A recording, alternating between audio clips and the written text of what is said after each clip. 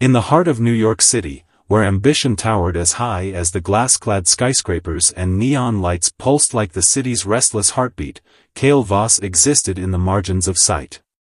He was neither remarkable nor noticeable. A shadow in a sea of people, a nameless figure in a city that never stopped moving. Kael walked the same cracked sidewalks as the millions who hustled and fought for their place in the world. His steps were unhurried, his posture unassuming. The threadbare coat he wore, the scuffed boots, the coffee-stained shirt, everything about him whispered of a man getting by, just another soul swallowed whole by the relentless machine of urban life. He frequented the same modest cafe every morning, ordering a simple black coffee, exact change counted out from his pocket. The barista, a young man with dreams too big for his tired eyes, never looked at him twice. And yet, Kael Voss could have bought the entire cafe 100 times over. Few knew his name. Fewer still knew his wealth. To the financial elite, he was a ghost, an invisible hand that controlled vast fortunes, shifting billions in the stock market without leaving a trace. His name appeared only in the deepest recesses of financial reports, in transactions buried beneath layers of holding companies. He had no penthouse suite, no fleet of luxury cars, no security detail shadowing his every move. Kael Voss, the phantom investor, had spent years ensuring that he was nothing more than a whisper in the corridors of power. But why? Because Kael had seen what money did to men. He had watched billionaires rot from the inside out, their souls corroded by greed, their lives reduced to a hollow pursuit of more.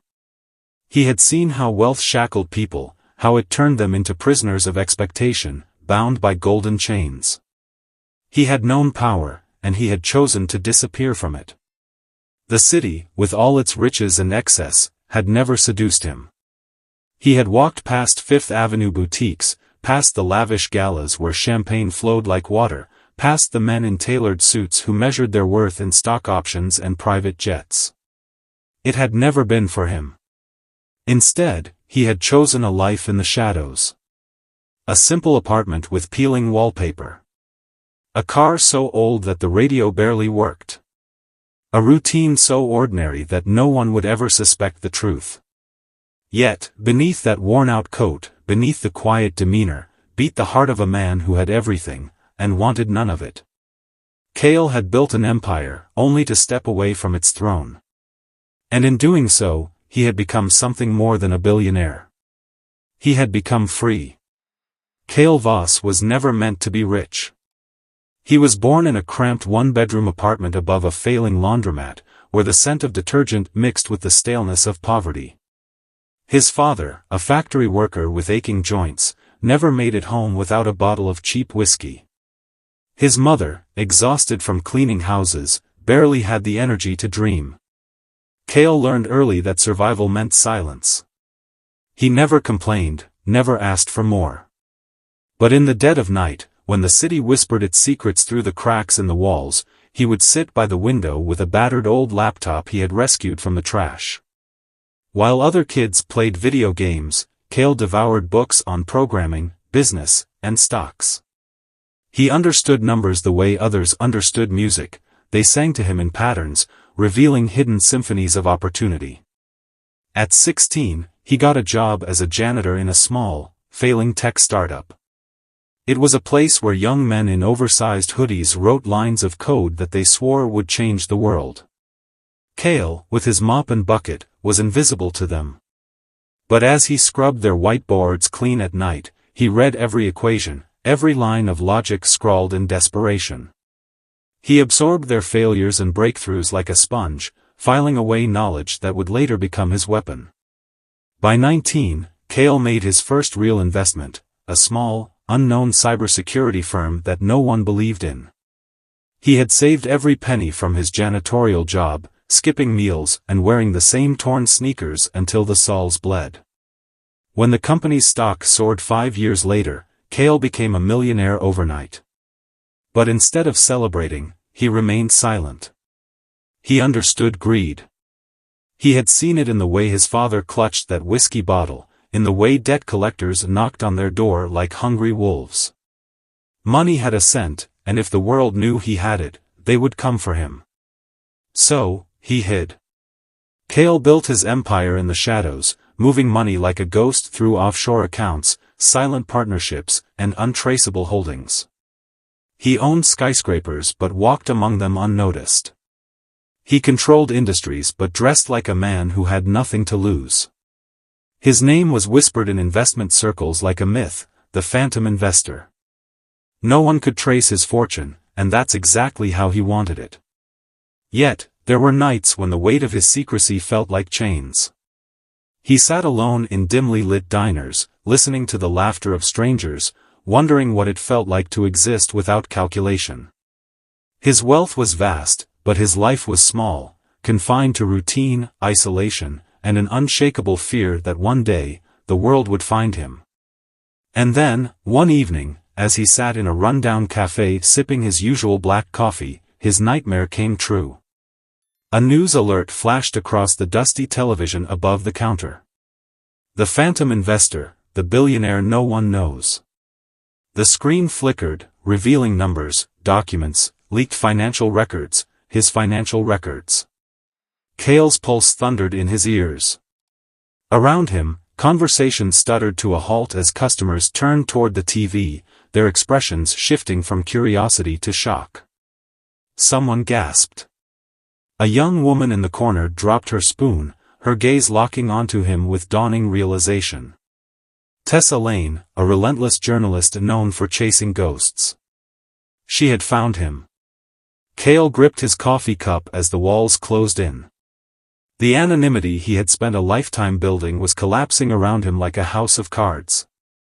And for the first time in decades, he felt truly afraid. Kael Voss sat in his usual corner at the Rusty Spoon, a small, forgotten cafe nestled between two crumbling buildings in downtown Manhattan. The air smelled of burnt coffee and old newspapers, the dim yellow light barely flickering against the cracked linoleum floor.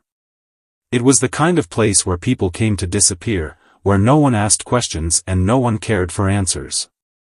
And that was exactly why Kael had been coming here for years. The coffee in his cup had gone cold, but he barely noticed. His fingers absent-mindedly traced the rim as he read an old paperback, the pages worn and fragile like autumn leaves. The world outside was chaotic, horns blaring, people rushing, screens flashing, yet in here, everything remained still. Until it didn't. A sharp intake of breath broke the quiet hum of conversation. Kael's eyes flickered up just in time to see heads turning toward the flickering television mounted above the counter. He never paid attention to the news, but this time, the atmosphere shifted. A ripple of unease spread through the cafe, like the first gust of wind before a storm. The phantom investor, the billionaire no one knows. The headline was bold, ominous, and unmistakably about him. Kael's body went rigid. A deep chill, colder than the winter air outside, coiled around his spine. He set his book down, forcing himself to breathe evenly, to act normal. His pulse hammered against his ribs as he lifted his gaze to the screen, where the face of an anchor, expression grave, stared back at him. For years, Wall Street insiders have whispered about a mysterious figure, a man whose investments shape the global market yet whose identity remains unknown. Today, leaked documents have revealed the name behind the legend. A man who does not own a mansion, who does not sit in boardrooms, who does not appear in the circles of the elite. A ghost in the world of wealth. His name is Kael Voss. The coffee cup slipped from his fingers and shattered against the floor. All at once, the cafe was silent. Kael could feel the weight of a dozen eyes settling on him, the sudden realization flickering across their faces like a slow-burning flame. Recognition was creeping in, subtle at first, then all at once, like a tidal wave crashing against a fragile shore. The barista's hand trembled as she reached for a rag to clean the mess, her eyes darting between Kael and the screen. An older man at the counter, someone Kael had seen every morning for years but never spoken to, muttered something under his breath, his brow furrowed in disbelief. And then, from the farthest table, a quiet voice shattered the suffocating silence. "It's him." Kael turned, and his eyes locked onto Tessa Lane, a young journalist with sharp, observant eyes and a notepad resting beside her untouched cup of tea. Her voice had been barely above a whisper, but in the absence of sound, it might as well have been a gunshot. Their gazes held. Tessa's fingers tightened around the pen she had been holding, her journalist instincts battling against sheer astonishment. She had spent months chasing rumors, following elusive trails of financial anomalies, and now, against all odds, the answer had been sitting a few feet away from her, sipping black coffee in a rundown cafe. Kael could see the war waging in her mind, the questions she wanted to ask, the story she could break, the truth she now held in her hands. And then she did something he didn't expect. She hesitated. It was the briefest moment, barely a second, but Kael saw it. A flicker of humanity, of understanding, of something unspoken. He had been exposed, his carefully crafted anonymity shattered beyond repair. He was no longer a shadow in the crowd, no longer invisible. The world now knew his name, and there was no going back. Kael Voss had been unmasked. And the storm was just beginning. Kael had spent years mastering the art of invisibility, but now, his carefully constructed life was unraveling before his eyes. That night, the relentless buzzing of his phone felt like a siren call of the world he had abandoned. Unknown numbers flooded his screen, bankers, investors, reporters, distant relatives he hadn't spoken to in decades. His inbox was bursting with interview requests, business proposals, and desperate pleas from people who suddenly remembered they had once known him. He ignored them all. But the world didn't forget so easily. The next morning, as Kael stepped outside his apartment, he froze. A cluster of reporters had gathered on the sidewalk, their eyes predatory, their cameras flashing. Microphones stretched toward him like claws, voices overlapping in a chaotic storm of questions. "Mr. Voss, why have you hidden your wealth for so long? Is it true you're the phantom investor controlling half of Silicon Valley? What will you do now that the world knows your name?" Kael clenched his fists, his mind racing. He had spent years blending in, walking among people who never gave him a second glance. Now, in an instant, he had become a spectacle. A myth made real. The thought made his skin crawl. He turned, retreating back into the sanctuary of his apartment. But safety was an illusion. His phone continued its relentless assault, buzzing, vibrating, demanding his attention. A voicemail from an old college friend he barely remembered. A text from a CEO he had once invested in, suddenly eager to reconnect.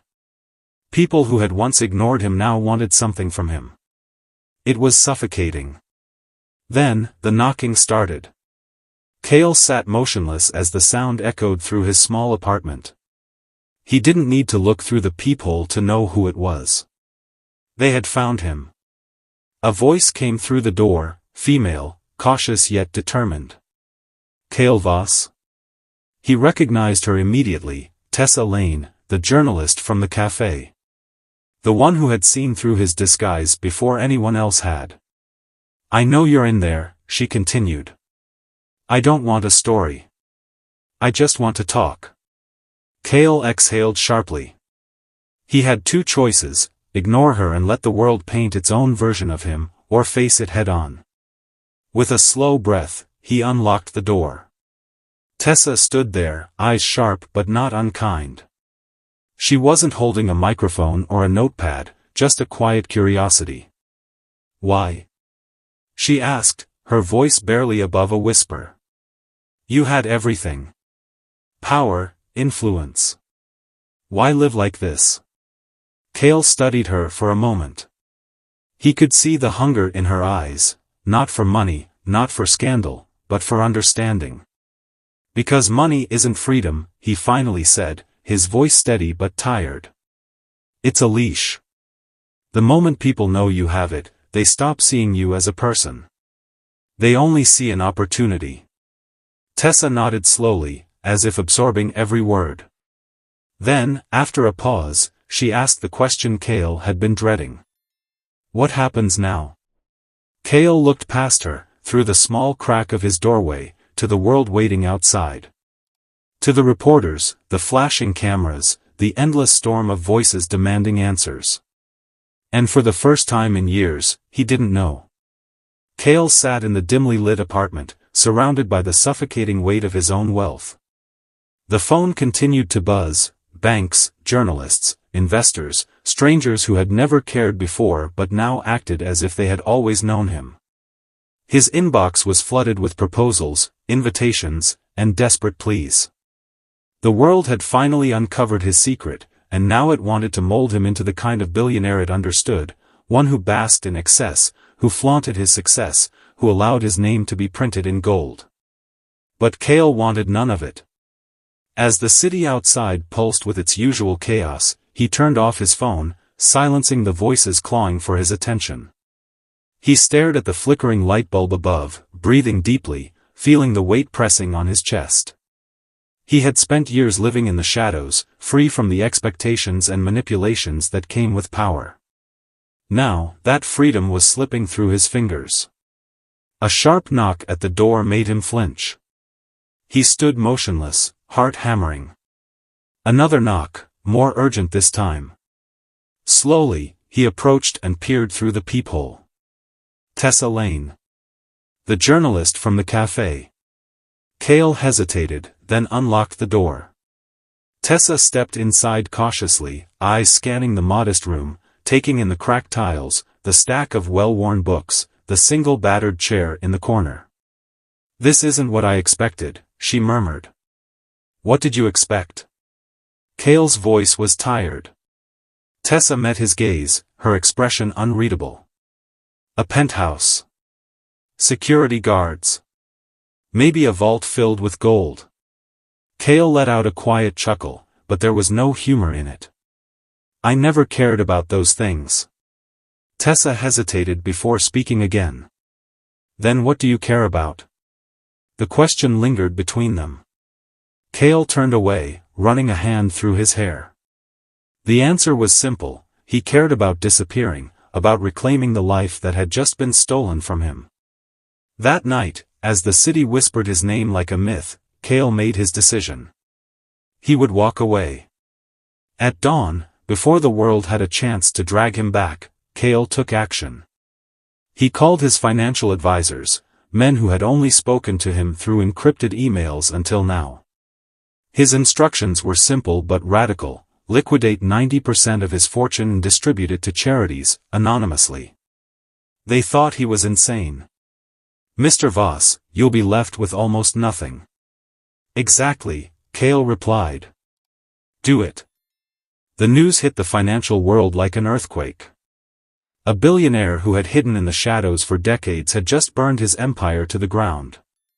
The stock market rippled, speculations ran wild. Some called him reckless, others believed he was covering up a scandal. But no one understood the truth. Kael wasn't running from something. He was running toward something. By midnight, he had emptied his apartment, leaving behind only the furniture that wasn't his. His old car sat waiting on the curb. No bodyguards, no security convoys, just a man slipping away into the night, unnoticed. He drove for hours, watching the city shrink in his rearview mirror. The world had spent years ignoring him, and he had cherished that silence. Now, they had finally seen him, and that was exactly why he had to disappear again. Days later, in a small coastal town where no one knew the name Kael Voss, a quiet man walked into a quaint bookstore with a "Help Wanted" sign in the window. "I'd like to apply," he said. The shopkeeper, an elderly woman with kind eyes, glanced up and smiled. "Do you have any experience with books?" Kael nodded. "A lifetime." She handed him an apron. "Then welcome home." And just like that, the billionaire vanished. Years passed, but the whispers never faded. Kael Voss, the billionaire who vanished overnight, had become a legend. Financial circles spun wild theories. Some believed he had lost his mind, others claimed he was hiding on a private island, enjoying the spoils of a life he once rejected. Few, however, knew the truth. He was not sipping champagne on a yacht nor locked away in a gilded cage of wealth. He was here, in a small coastal town, living among the very people who had never cared for fortunes or fame. Kael had found peace in the quiet rhythm of his new life.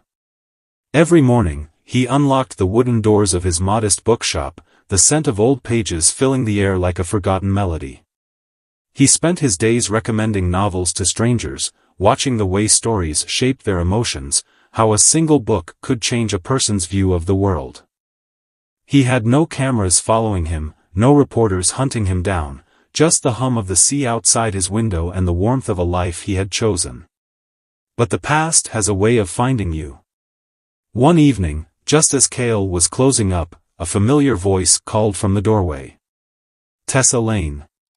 The journalist who had first uncovered his secret. She stood there, breathless, her eyes filled with the same relentless curiosity as years ago. She wasn't like the others. She wasn't here to expose him again. She was here because she had questions that had haunted her ever since that night in the cafe. "I never thought I'd find you," she said, stepping inside, her gaze scanning the cozy space, the dust dancing in the golden light. Kael studied her carefully. She looked different, older, perhaps wiser, but still burning with the same fire. "And yet," he replied with a small smile, "here you are." Tessa hesitated, as if trying to find the right words. "I need to know." "Why?" Kael sighed, walking over to the window. The ocean was calm tonight, reflecting the moonlight like shards of silver. "Because money," he said quietly, "was never the goal. It was the chain. And I spent my whole life trying to break free from it." Tessa frowned. "But you could have done so much more. Kept your wealth. Built something bigger." Kael turned to her then, his expression unreadable. "And become what? Another billionaire in a glass tower? Someone who forgets what it means to be human?" "No, Tessa. I spent years watching men with more money than they could ever spend, and do you know what I saw?" His voice softened, but there was steel beneath it. Fear. Greed. A hunger that could never be satisfied. They weren't free, no matter how high they climbed. Tessa fell silent. For years, she had believed wealth was power, that success was measured in numbers. Yet here stood a man who had held all of it in his hands and let it slip through his fingers willingly. Finally, she asked, "Do you ever regret it?" Kael chuckled, shaking his head. "Not for a single moment." He gestured around the shop, at the shelves lined with stories of adventure, love, loss, and redemption. "I have more now than I ever did. I see people walk in burdened by life, and leave with something as simple as a book, a story that gives them hope. That, Tessa, is worth more than any empire I could have built." She exhaled, as if releasing years of assumptions. "I came here expecting a different answer." Kael smiled knowingly. "That's the problem with expecting things. They rarely turn out the way we think." Tessa lingered for a moment longer, then finally nodded. "Maybe you're right." She turned to leave but paused at the door. "I won't write about this." "I know," Kael said. "That's why I let you find me." As she walked away into the night, Kael watched her go, knowing that he had planted a seed of something rare, a different way of thinking, of seeing the world beyond wealth and status. And as the waves crashed against the shore, he turned the bookstore's sign to closed, stepping into the life he had chosen. A life without chains. A life of true freedom. Kael Voss's story is more than just a tale of wealth, it's a testament to true freedom. In a world obsessed with numbers and status, he chose a different path, proving that happiness isn't measured in dollars but in moments. Happiness isn't measured in dollars but in moments of peace. Speech balloon. What do you think about Kael's decision? Thumbs up, like. Speech balloon comment. Pushpin. Don follow for more inspiring stories about life, success, and the power of choice.